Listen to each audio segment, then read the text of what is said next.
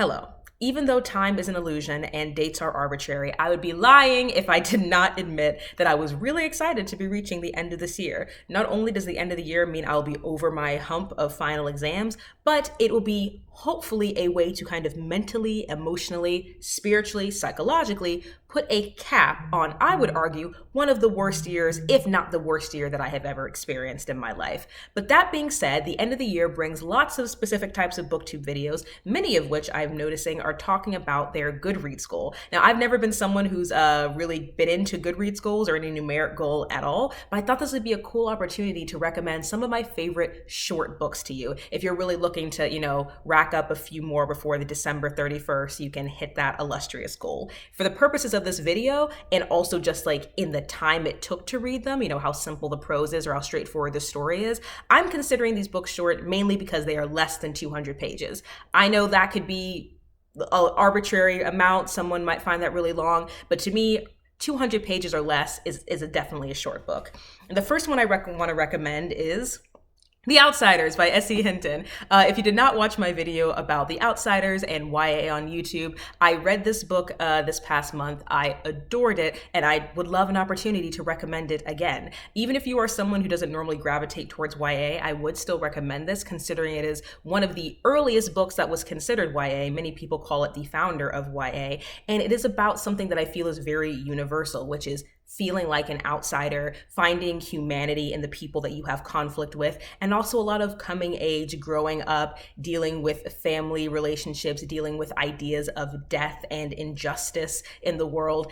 All of that is in this small book. The main character is Ponyboy Curtis, who is a teenage greaser who lives on the poor side of town. And him and the fellow greasers are constantly in conflict with the socials or the socias, who are the teenagers from the wealthy side of town. This book was adapted into a very famous movie. It is also where we get the line, "Stay gold, Ponyboy, stay gold." I would highly, highly recommend it, and definitely check out that other video if you'd like to hear me rant about this even more, and rant in this case, in a good way.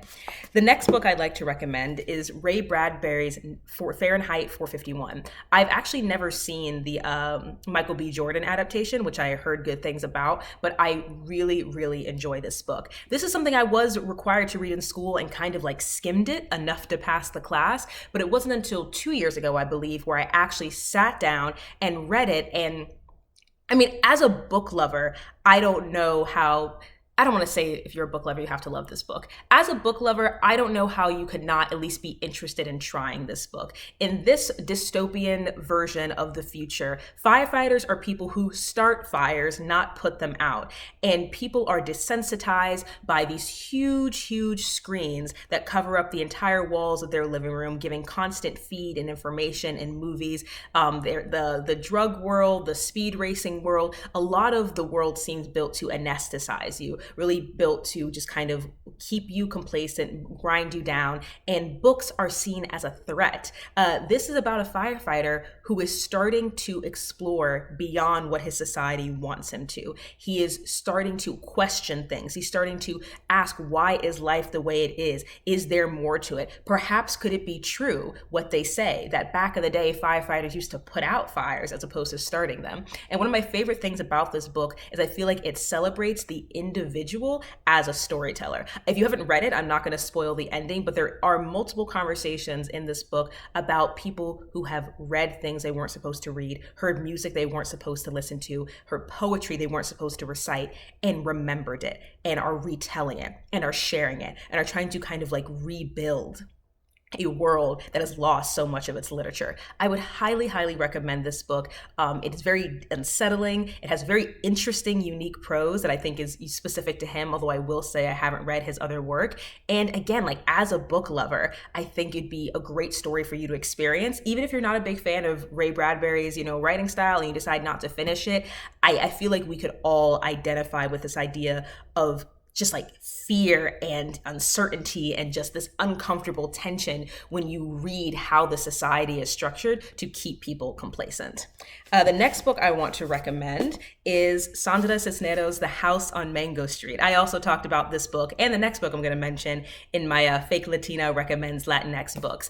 This book actually, when I first read it, I didn't like it, or like the first half of it, because when I bought it, I thought it was a kind of a standard narrative fiction format, but it's actually a series of vignettes. And it does tell a story in a somewhat chronological order about a young woman growing up in Chicago, coming of age and dealing with family and ideas of privacy and relationship, and the ways that she reacts to her friends, the ways that she perceives her community. It's a really, really great story. And if you're interested in that kind of like in between of like narrative and poems, if you liked oh geez, forgive me, Ntozake Shange's For Colored Girls Who Have Considered Suicide, When the Rainbow Is Enough, I think you might like this as well. It's not written in that like straight choreo poem format, but as you can see, so for example, like the Earl of Tennessee, where they're talking about, where she's talking about one of her neighbors, most of the chapters are, you know, this short, and it's just giving you these little glimpses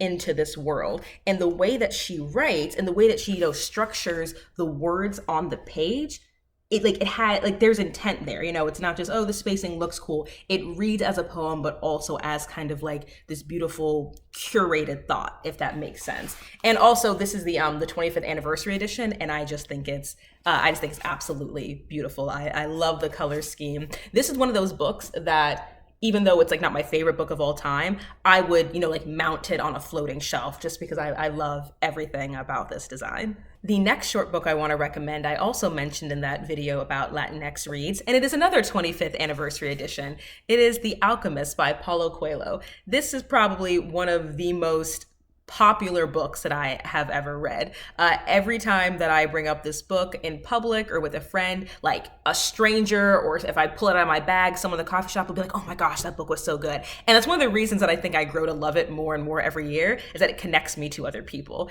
This is the story of Santiago, who is a shepherd in the search of treasure. He has a dream, a premonition that he is going to find his life's destiny buried at the base of the Egyptian pyramids. So it's his journey across these lands. He's interacting with all these different people who along the way are teaching him valuable lessons about life and alchemy and destiny and fate. The idea that if you truly want something and you commit yourself to getting it, you take action towards it, the universe conspires to help you. Think of this book as a fable. It is a fable meant to tell you very specific, what the author believes, and in many cases what I believe, universal lessons about life and love and destiny. And the quote on the back is, to realize one's destiny is a person's only obligation. What are you here to do? What are you uniquely suited to do? What is that passion that is innate in you, or something that you discovered along the way that for whatever reason you have not pursued? This is a very inspirational book, but not inspirational in like a, you know, prosperity gospel, Joel Osteen, can you tell I have feelings about him? Like it's not that kind of inspiration. It's just a well-written, heartwarming story that I feel has very valuable lessons, and it's an easy read because you're so invested in Santiago's story. But it can be a slow read sometimes because every time I reread it, I sit down and think like, wow, I mean, if I had to answer that question right now that he has to answer, what would I say? Or, you know, this is a perfect example of him taking an opportunity that feels like a catastrophic failure, and then a year later, he realizes it was the best thing that could happen to him. So that's another reason why I love The Alchemist by Paulo Coelho. And now, moving out of those types of books, I want to do a couple graphic novels. The first is March by John Lewis, illustrated by Andrew Aydin and Nate Powell. I actually got to meet John Lewis a few years ago, which is one of my most cherished memories. And now I can also say that I have met Nate Powell, or met. He was actually a guest speaker in one of my grad school courses, and it was so fascinating to hear him talk about the journey, the process of introducing the idea of a graphic novel to John Lewis, or rather, he knew what graphic novels were, introducing the idea of him creating a graphic novel to John Lewis, all of the disbelievers and the naysayers and the people that told Nate Powell that graphic novels were a low class and that someone like John Lewis should be spending his time writing another biography, which he has done. And for such an amazing result to be for there to be such an amazing result when this project receives so much opposition. And just so you know, this is only the first one. There are 3 books in this series, and for these graphic novels about John Lewis's life and ministry and activism, starting from when he was a boy from Troy, as he used to say, he used to spend time preaching to his chickens, all the way up to being an honored guest at Barack Obama's inauguration. It's just knowing the backstory makes this a graphic novel even more beautiful. And just on its own merit individually, like, these images are stark and beautiful. I learned so much about the movement, about SNCC, about SCLC, about some of the conversations and conflicts between John Lewis and Martin Luther King and Abernathy and Stokely Carmichael. Like, we get such a simplified, desensitized, really stripped down, bare version of these incredible moments in civil rights history in our westernized American, mainly white-run schools, that I could not more highly recommend a book like this, because in addition to learning something and feeling something, it's also done incredibly well. Sometimes I feel like this more with like documentaries sometimes, or certain nonfiction books, where I'm like, I don't like this writing style and this editing. Like, there's certain aspects of it artistically that are not really my taste, not really my preference, but the content is so good, I stay engaged. This is not lacking in content or in artistry. Another book that I can confidently say that about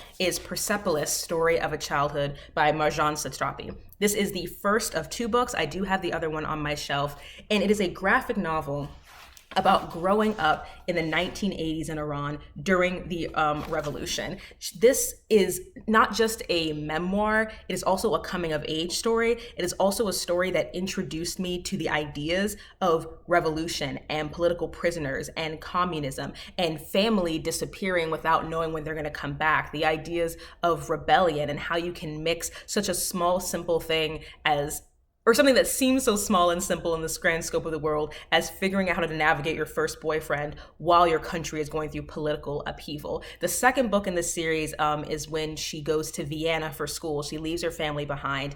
And I think I prefer the second one only because that is when she's a teenager and is growing into a young adult. And as I've gotten older, that's the portion of my life I'm in. So I feel like I can identify with her more. But I would highly, highly recommend this book and the second one in the 2-part series. Again, like I said about March, in addition to it being visually beautiful and artistically compelling, and just her drawings and the stories that she shares about her family really gives you a personal insight into an experience that I had only vaguely heard about as an American. And I had definitely only heard about it in very, very biased sense, a very westernized sense. To get to see a bird's eye view, to get to see a personal experience of a huge moment in history is incredible. But also, like, ignoring that, like, I don't mean to ignore that because part of her story, but putting that aside for a moment, this is just a really captivating, beautiful, well done memoir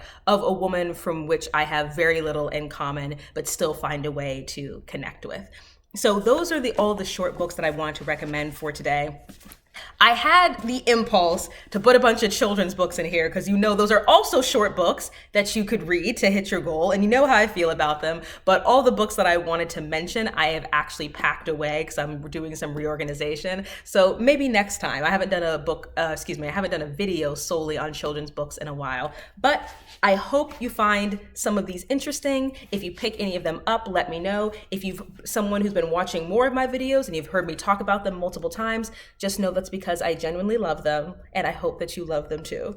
But anyway, I hope that you enjoy the end of your year, and any reading you do, I hope you do because you actually want to, not because you feel like you have to hit an arbitrary goal.